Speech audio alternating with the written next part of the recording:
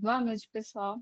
A gente está aqui fazendo nossa entrevista sobre carreira, a fim de desenvolver novas informações e dicas para quem está ingressando na carreira. Esse trabalho é do Projeto Entregador. Aí os entrevistadores sou eu, Bruna, o Marcos, o Gabriel e o Eric. E o nosso entrevistado é o Jonas. Boa noite a todos presentes. Eu me chamo Eric, tudo bem, Jonathan? Eu gostaria que você pudesse se apresentar um pouco e contar sobre sua trajetória profissional. Bom, prazer a todos, né? Uma excelente noite. Meu nome é Jonathan, atuo aí atualmente como desenvolvedor front-end pleno. Eu tenho uma carreira curta, na verdade, até, tenho aí 2 anos de experiência no mercado, né? E vou falar um pouco aí da minha experiência e de como começou isso.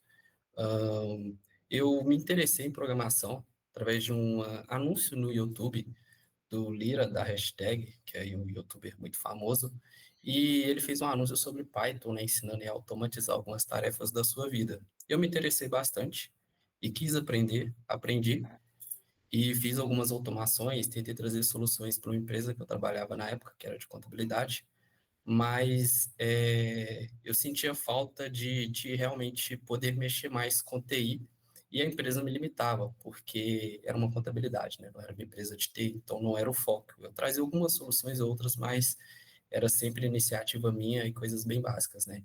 Então foi aí que eu percebi que eu deveria buscar profissões na área, já que eu gostava bastante, e aí eu comecei a estudar o que é front, back, DevOps, Data Science e todo esse cenário da tecnologia.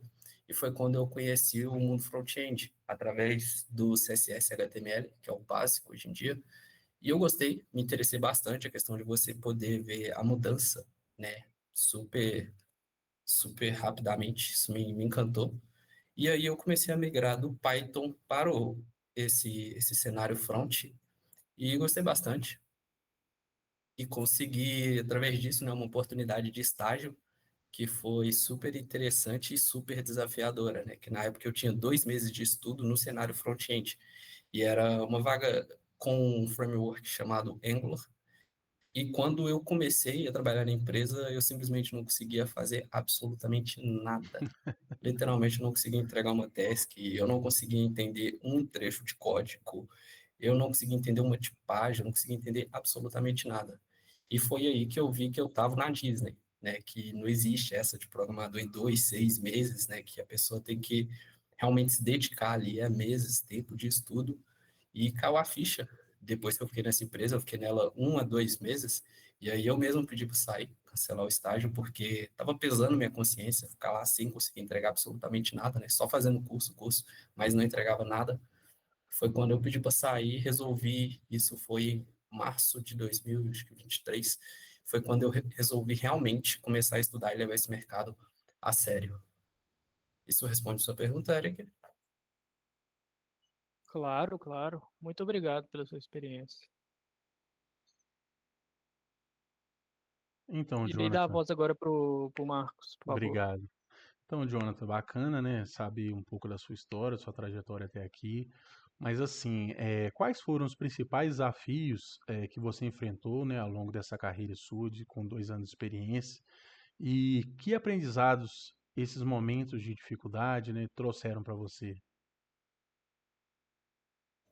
Bom, a principal dificuldade, né, que eu tive foi entender a responsabilidade que é ser um desenvolvedor, porque na segunda empresa que eu trabalhei após ser esse estágio, na minha primeira semana eu subi um código para produção que simplesmente explodiu toda a plataforma e ficou fora do ar, sabe?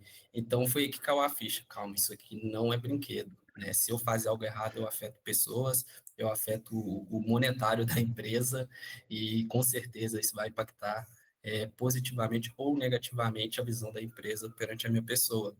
Então, a primeira ficha que caiu para mim foi essa, que você deve, não é brincadeira, você impacta realmente pessoas, você impacta diretamente, né, a receita da empresa.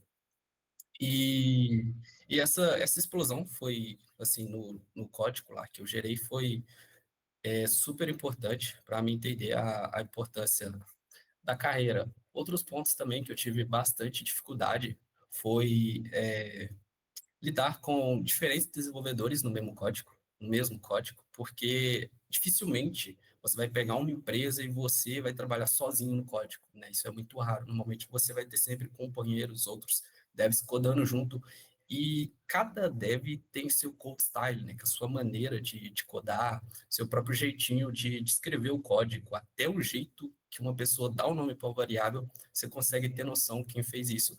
Então, isso também foi muito difícil no início, adaptar para entender código de outras pessoas, porque escrever código é difícil, mas entender o código, uma solução, uma gambiarra que alguém escreveu, é ainda mais difícil e mais desafiador. Eu diria que esse foi o segundo, né, desafio que eu enfrentei na carreira para conseguir realmente entender o código ali de outros desenvolvedores. E basicamente foi isso. O Marcos, você acha que isso responde a sua pergunta? Sim. Pegando um gancho sobre o que você falou, você acredita que hoje, né, com a experiência que você adquiriu ao longo desse tempo que você já está como profissional da área, essas dificuldades foram superadas? Sim, para ser sincero, sim, mas eu diria que eu consegui superar elas bem antes de realmente me sentir pronto, um profissional pronto, sabe? Eu diria que a faculdade é, na verdade, o melhor momento para você superar isso, porque você tem muitas pessoas ali que normalmente, toda regra é exceção, mas que normalmente vão escrever um código não muito bom. Então, vão escrever códigos difíceis de entender, algumas gambiarras. Então, se você fazer projetos, trabalho em grupo, você vai acabar adquirindo uma excelente habilidade ali de entender código de outras pessoas, auxiliar, fazer code review. E foi essa tática que eu usei, eu fazia muito, muito, muito mesmo projeto em grupo na faculdade. E isso me ajudou muito a trabalhar essa dinâmica. Bacana. Você falou de faculdade, qual que é o seu curso superior? Então, eu fiz análise de desenvolvimento de Ah, sistemas. bacana, ADS. Show de Isso. bola. Muito bem, meu amigo. Vou passar agora a palavra à Bruna, que dará continuidade na nossa entrevista. Muito obrigado. Boa noite, João. Pensando nas competências técnicas, quais são as que você considera essenciais para se destacar profissionalmente na área? Olha, normalmente, com a minha experiência, em toda empresa que eu passei, o profissional que se destacava, ele tinha duas habilidades que todos tinham, sem exceção, e até hoje eu vejo isso em todas as empresas que eu passo, estou ou comento com colegas, que é, primeiro, comunicação, que é você saber comunicar com outros devs, você saber passar suas ideias, saber explicar, você realmente ser comunicativo, ser aquela pessoa aberta a escutar e também que saber conversar. Eu diria que essa é uma das principais habilidades para fazer o cara ser reconhecido. E a segunda é ter atitude. Aquele cara que a empresa, a pessoa, alguém fala, poxa, a gente podia fazer isso, e ele consegue ter a disciplina, ter a coragem, né, de virar e falar, não, se você quiser, eu consigo fazer isso, é possível. Aquela pessoa que não propõe problemas, e sim soluções. Eu diria que quando a pessoa tem essas duas soft skills, o cara simplesmente vai se dar muito bem em qualquer ambiente que ele estiver, mesmo ele não sendo o mais habilidoso ali da turma. E foi casos que eu já vi, desenvolvedores normalmente que têm esses requisitos, são sempre pessoas que estão à frente e muito bem vista, e nem sempre, na maioria das vezes, na verdade, não são as mais habilidosas no quesito código. Ok. A minha próxima pergunta era comportamental. Então, você acha que comportamental vale mais do que a sua habilidade técnica?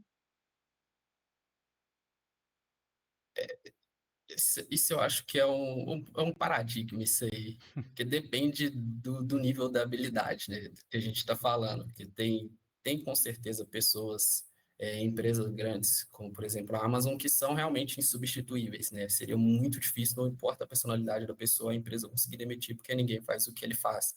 Mas generalizando, né, generalizando, eu diria que sim, que o comportamental consegue sim garantir vagas onde só a habilidade não vai garantir. Entendi. E você percebeu que essas competências, elas tiveram alguma mudança ao passar dos anos? Por exemplo, antes não era tão valorizado e agora é, ou vice-versa? Essa é uma pergunta que, como eu não tenho uma carreira tão longa, não peguei, né, épocas muito mais complicadas nesse mundo de tecnologia, nesse cenário, eu não posso dar uma resposta exata, porque eu vejo que desde quando eu comecei a trabalhar essa área, esse quesito comportamental tem sido muito bem visto e muito bem avaliado, e se encontra positivamente, Show de bola. Obrigada pela sua resposta. né, André? Passar, né, ao Gabriel, que vai dar prosseguimento à nossa entrevista. Opa, boa noite, Jonathan. Beleza? Na sua visão, quais são as principais tendências e mudanças esperadas para o seu setor nos próximos anos? Eu diria que a principal mudança, né, que está vindo aí no cenário atualmente é em questão das inteligências artificiais, né, que hoje em dia tem inteligências artificiais capazes de construir um front-end completo, não vou dizer bem feito, mas completo em minutos, Uhum. segundos. E se a pessoa tiver habilidade ali com prompt, né, engenharia de prompt, ela consegue fazer algo realmente muito interessante, muito, talvez até único, né, com uma identidade única. Então, eu diria que a principal mudança que a gente espera é como isso vai afetar o cenário front-end, né? Será que os front-ends vão ser extintos? Uma crença que eu não tenho, porque front-end vai muito além de interface, né? Mas eu diria que isso vai elevar a régua, né? O Sim. profissional que foca ali muito em estética, eu diria que talvez ele possa sim correr risco de ser substituído, sabe? Mas o desenvolvedor que entende ali performance, que entende SEO, que entende como atender, como deixar um site, né, bom o suficiente para atender milhões de usuários, esse profissional com certeza vai ser requisitado ainda muito no mercado, né? Então eu diria que Uhum. essa é uma das principais tendências no momento. E uma outra tendência que eu acho que tem vindo muito forte no cenário alguns frameworks estão trazendo de volta uma questão de renderizar telas, né, no servidor e já servi-las pronta para o usuário final. E eu vejo que isso tem sido feito, virou uma vibe, né, em todos os principais frameworks do cenário front-end, né, justamente pelo famosíssimo celular, né, que não tem a potência que um computador tem para lidar ali com o site. Então, se a gente já carrega tudo no servidor e traz pronto para o celular, isso aumenta muita velocidade, a performance e a usabilidade do usuário. E eu vejo que estudar isso, né, o desenvolvedor hoje em dia aprender isso, com certeza vai deixar ele um passo à frente. Aham. E outra pergunta também qual conselho você daria para recém-formados e estudantes que ainda estão cursando na área, né, para ter sucesso e para iniciar, né, efetivamente as suas carreiras? Primeira dica que eu dou, faça projetos, de preferência em grupo, aprenda tudo que você pode aprender gratuitamente, sem depender de um curso. Então, Git, pull request, todo esse fluxo de grid flow, criar blends, resolver conflitos, isso é algo que você pode aprender sem pagar um único centavo, né? Simplesmente botar na cara a tapa mesmo, com outras pessoas, com outros desenvolvedores. Então, aprenda isso, porque com certeza Uhum. vai valer a pena e toda empresa pede isso como requisito básico. Então, esse é meu principal conselho, aprenda isso. Outro conselho que eu posso dar é não aprenda só por aprender, desenvolva projetos que você não saiba construir. Não pense, eu vou fazer isso porque eu já sei como eu vou fazer. Qual o sentido de perder tempo fazendo algo que você sabe como fazer? Então, se desafie, crie projetos desafiadores, únicos, né? Fuja de projetos de cursinhos que todo mundo vai ter no portfólio. Então, crie projetos únicos e encha seu GitHub, seu Sim. portfólio, seu currículo de projetos, que isso com certeza, sem dúvida alguma, vai te ajudar muito na carreira. Acho que esses Uhum. são os principais conselhos para quem está começando. Não, deu para entender, sim. Então, valeu aí. Jonathan, além da sua faculdade, você tem alguma certificação em cima disso? Fiz, na verdade, faço até hoje, né, bastante cursos na Udemy, né, eu vejo que hoje em dia, com certeza vocês também conhecem, provavelmente fizeram um curso lá, né, hoje em dia é quase uma faculdade para desenvolvedores, ela é uma excelente startup, até por ser barato, né?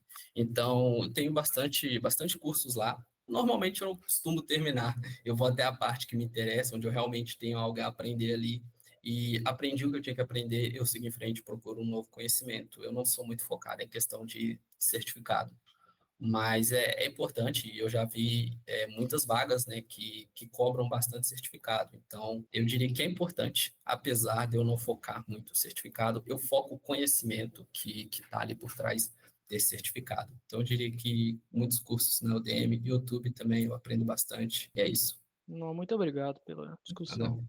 Muito bacana. Pessoal, né, passando para agradecer então, né, Valeu aí. Valeu.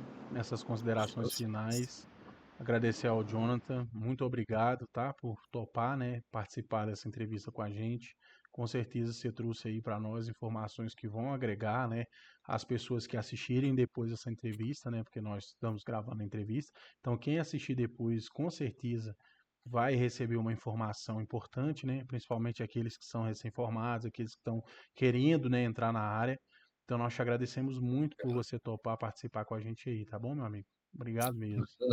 Alô, senhores, uma boa noite a Uma todos. boa noite. Boa noite. Senhoras e Muito senhores. obrigado.